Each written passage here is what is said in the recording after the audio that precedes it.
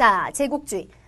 지금 교환에 나와 있는 설명을 보면 이렇게 되어 있어요. 제국주의란 서구 자본주의 열강의 대외 팽창 정책 이렇게 되어 있는데 하나하나 단어를 정확하게 알지 못하면 사실은 의미라고 나와 있지만 이게 무슨 말인지 당초 알 수가 없잖아. 서구라고 하는 것은 주로 동양에서 바라봤을 때 서쪽에 있는 나라들, 주로 이제 백인들의 나라, 유럽 국가들 여기에 플러스 미국 정도를 서구라고 보통 표현을 합니다. 그래서 그런 국가들 이렇게 생각하면 되고, 자본주의는 산업혁명 이후에 나타난 어떤 경제 분위기를 말하는 거예요. 돈이라든지 그 돈으로 살 수 있는 땅, 기계 같은 걸 자본이라고 하는데 이 자본을 많이 가지고 있는 사람이 자본가고 쉽게 말하면 사장 같은 존재들, 돈이 없어서 자본이 없어서 거기에 고용돼가지고 월급을 받으면서 일하는 사람을 노동자라고 하고, 그래서 자본가가 경제를 주로 경영해 나가고 노동자들은 거기서 임금을 받고 이렇게 돌아가는 경제 체제를 우리가 자본주의라고 얘기하는 거야. 유럽이나 이런 서구의 강대국들은 이미 산업혁명이 일어나서 자본주의가 확립이 되어 있었다라는 얘기고, 열강이라고 하는 말은 여러 강대국이라는 뜻이에요. 서양에 있는 자본주의 체제가 나타나는 여러 강대국들이 대외 팽창, 점점 팽창, 몸집을 불려서 약한 나라를 침략해가지고 식민 지배하려는 정책. 그게 바로 제국주의다라는 뜻입니다. 무슨 말인지 알겠죠? 쉽게 말해서 돈 많은 강대국들이 군사를 이끌고 약한 국가 쳐들어가서 지배를 했구나. 그게 제국주의구나. 이렇게 생각하면 돼. 그럼 제국주의 사상이 도대체 왜 나타나느냐 하면은 방금 전에도 말씀드렸다시피 영국을 시작으로 해가지고 이미 그 서구라 불리는 나라들, 유럽을 비롯한 나라들 산업혁명이 다 일어났어. 얘네들의 경제가 엄청나게 성장을 한 거야. 그러면서 19세기 중반 무렵이 되었을 때 유럽은 어떤 상황에 처하게 되냐면, 교환해 보면은 적을 필요는 없고 나와 있으니까 밑줄 치세요. 독점 자본주의가 나타나요. 그러니까 독점 자본주의는 그냥 어떤 쏘쏘한 수많은 자본가가 존재하는 게 아니라 어마무시하게 자본을 많이 독점하고 있는 대기업 같은 게 등장한다라는 거예요. 근데 우리도 생각을 해봐. 똑같은 선풍기를 만드는 굉장히 유명한 대기업이 있고 또 선풍기를 만드는 중소기업이 있어. 어느 쪽이 선풍기 생산을 훨씬 빠르게 많이 해낼 수 있어요? 대기업이 많이 할 수 있잖아요. 똑같은 거야.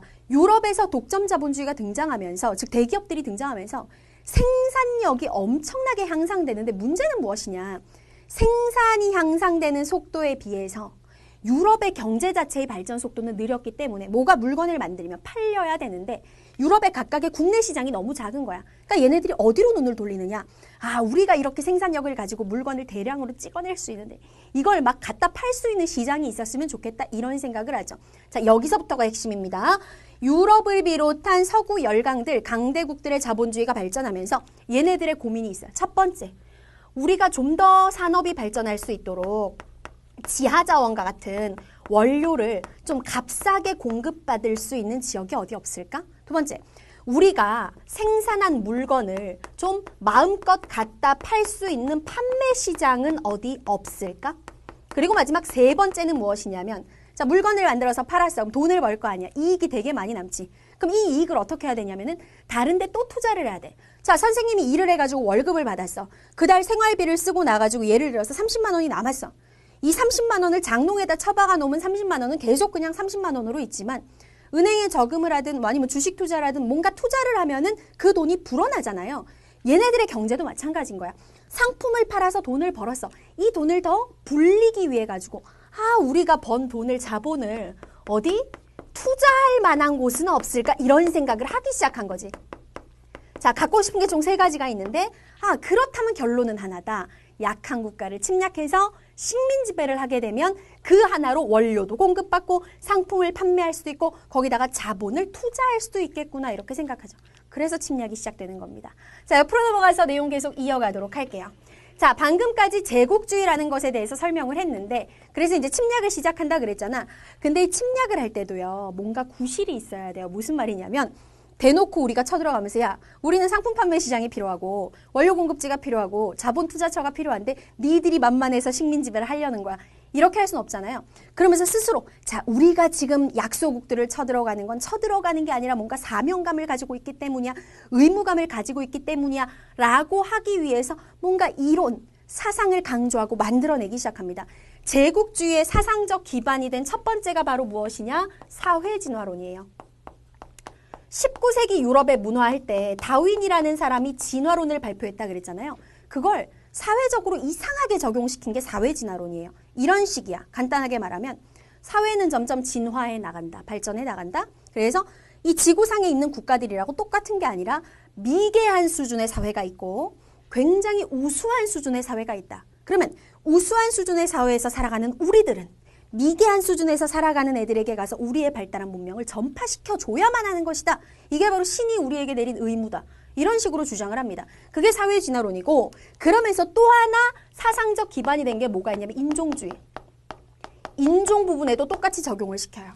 지구상에는 흑인종, 백인종, 황인종을 비롯한 다양한 인종들이 있는데 이 중에서 가장 발달한, 인종마다 역시 또 레벨이 있다고 하는 거예요. 가장 발달한 인종이 백인종이며, 그래서 우리 백인종들은 황인종이나 흑인종들을 교화하고 개량시켜줄 의무가 있다. 이런 식의 주장을 합니다. 그러면서 자기 나라 사람들에게 민족의 자부심, 애국심 이런 걸 막 민족주의라는 이름으로 강조하기 시작하죠. 우리 민족이 잘 되기 위해서 우린 지금 이런 일들을 하는 거야. 이런 식으로. 국내에서는 이런 것들을 강조를 합니다. 자, 이런 것들이 사상적 기반이 되어서 드디어 이제 식민 지배를 시작하게 되는데, 자, 그런데 여기서 하나 중요한 게 있어. 어차피 차지할 수 있는 땅은 정해져 있어요. 얘네들이 제일 만만하게 생각하는 게 아시아과 아프리카인데, 아시아과 아프리카가 아무리 땅이 크다고 해도 걔네들을 차지하고 싶어하는 서구 열강들도 여러 나라잖아요. 그러다 보니까 진출하는 과정에서 자기들끼리 대립도 생기고 경쟁 구도가 만들어지게 돼요. 자, 그 내용 들어갑니다. 제국주의 열강들이 도대체 왜 경쟁을 하느냐? 교통과 통신이 점차 발달하면서 식민지를 획득하기 위한 경쟁이 자기들 사이에서 발생을 했기 때문이다. 자, 언제 어떤 애들이 그러면 식민지 획득 경쟁에 나서느냐? 19세기 초반까지만 해도 식민지를 늘려가는 선두주자가 세 나라가 있었어요. 어떤 나라들이 있었냐면 영국, 뭐 제일 장난 아니었고요. 그 다음에 두 번째가 프랑스, 그리고 네덜란드. 네덜란드도 작지만 되게 강한 나라였거든. 이런 나라들이 식민지 획득 경쟁에 가장 먼저 나선 나라들이었고, 19세기 후반이 되면서 이 경쟁에 새로운 나라들이 끼어들기 시작합니다. 그 나라가 어떤 나라냐? 남북전쟁 이후에 강력해지기 시작한 미국, 1871년 뒤늦게 통일을 한 독일, 그리고 이탈리아. 이탈리아도 통일을 늦게 했잖아요. 이런 나라들이 이제 식민지 획득 경쟁에 가세를 하기 시작해. 자, 그러면서 뭔가 이들 사이에서요, 보이지 않는 대립구도가 형성되기 시작해요. 그 내용 가겠습니다. 3번 팽창정책. 자, 지금 우리의 교환에 보면, 어머, 얘 왜 자꾸 내려가니? 우리의 교환에 보면 내가 쑥 내려가. 저 밑에 있네. 자, 팽창정책 정리하는데, 지금 교환에 보면은 뭐 영국의 3C 정책이니, 독일의 3B 정책이니, 뭐 횡단 정책이니, 이런 내용들 나와 있잖아요. 어느 나라가 무슨 정책을 펼쳤는지 그 내용도 중요한데, 좀 더 여러분의 이해를 돕기 위해서 선생님이 지도를 통해 가지고 설명을 하도록 할게요. 자, 일단 지도 그려놔도 어디가 어딘지 모르는 친구들이 있을 테니 위치 설명하고 가겠습니다. 자, 유럽 지역이에요. 여기가 북부 유럽이고, 여기가 영국 지역이고, 그 밑에 뭐 에스파냐, 포르투갈, 프랑스, 독일, 여기가 유럽이고요. 요 사이 바다가 지중해고 밑에 아프리카가 있죠. 그 다음에 여기가 지금의 사우디아라비아가 있는 서남아시아 지역이고, 요쪽으로 넘어가면 이제 인도가 있고, 요로 계속 가면 동남아시아가 있는 거야. 자, 이렇게 생겼는데 세 나라가 나와 있습니다. 영국하고 독일하고 프랑스. 자, 영국부터 출발을 하도록 하겠습니다. 영국 하면은 지금 뭐가 나와 있냐면 3C 정책이 있어. 이미 영국은 뒤에 5단원에 가면 나오겠지만 인도 지역을 자신들의 식민지로 만들어 놓은 상태예요.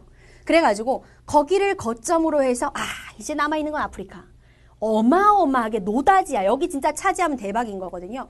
아프리카를 다 차지할 욕심을 냅니다. 자, 북쪽에 거점 하나 마련하고 남쪽에 거점 하나 마련을 해서 인도 북쪽까지 연결을 시키려는 이른바 3C 정책을 영국이 펼치게 되죠. 자, 지금 선생님이 점을 찍은 여기가 어디냐면은 이집트의 수도 카이로. 여기. 그 다음에 밑에 여기는 남아프리카 공화국이라는 나라가 있는데 남아프리카 공화국의 대도시 케이프타운. 요렇게 해가지고 땅을 점점 넓히면서 아프리카를 세로로 연결하는 걸 우리가 종단 정책이라고 하거든. 참고로 가로로 연결하는 건 횡단 정책이라고 해. 자, 이렇게 연결을 해가지고 설라문에 여기에 있는 인도의 북서쪽에 콜카타까지 해서 우리의 세력 범위를 넓혀가겠다. 요게 바로 무엇이냐면은 영국이 펼친 3C 정책이에요. 그러니까 3C 정책은 아프리카에서의 종단 정책의 그 이상, 거기를 종단 정책 포함해서 3C 정책이라고 얘기하는 거지.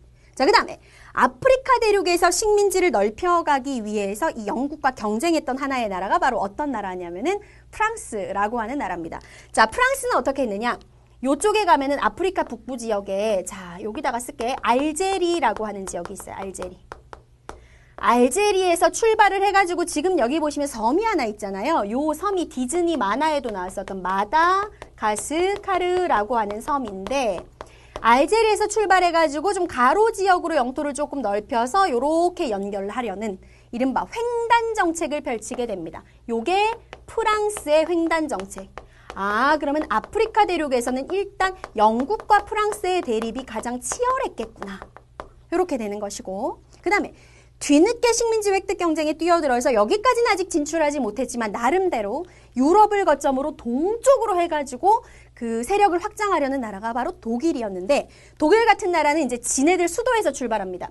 독일의 수도 베를린에서 출발을 해서, 자, 여기가 베를린 출발을 해서 밑으로 살살살살 내려가서 오스만 제국, 그러니까 지금의 터키 지역에 있는 대도시, 여기가 비잔티움이라는 지역인데, 자, 비잔티움까지 우리의 영향력을 확대한 후에 그 다음에 서아시아 지역으로 가가지고 서아시아 지역에 있는 바그다드라고 하는 지금의 이라크에 있는 도시거든요. 요렇게 세력을 넓혀가려는 이른바 무슨 정책을 펴게 되느냐? 이게 독일의 3B 정책이야.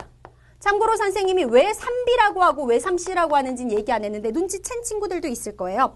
영국의 3C 정책을 보면 앞 글자가 다 영어로 했을 때 C야. 카이로, 케이프타운, 콜카타. 그래서 3C 정책이라고 하는 거고, 독일의 3B 정책은 또 보시면 B예요. 베를린, 비잔티움, 바그다드잖아요. 그러니까 이런 경쟁, 지금 보기만 해도 굉장히 정신없는 이런 경쟁들이 아시아 지역과 아프리카 지역에서 계속해서 일어나고 있었다라는 거지. 알겠지? 특히 누가 무슨 정책을 펼쳤는지는 그 명칭도 시험에 잘 나오지만 지도랑 같이 나올 수도 있으니까 한번 봐두시기 바랍니다.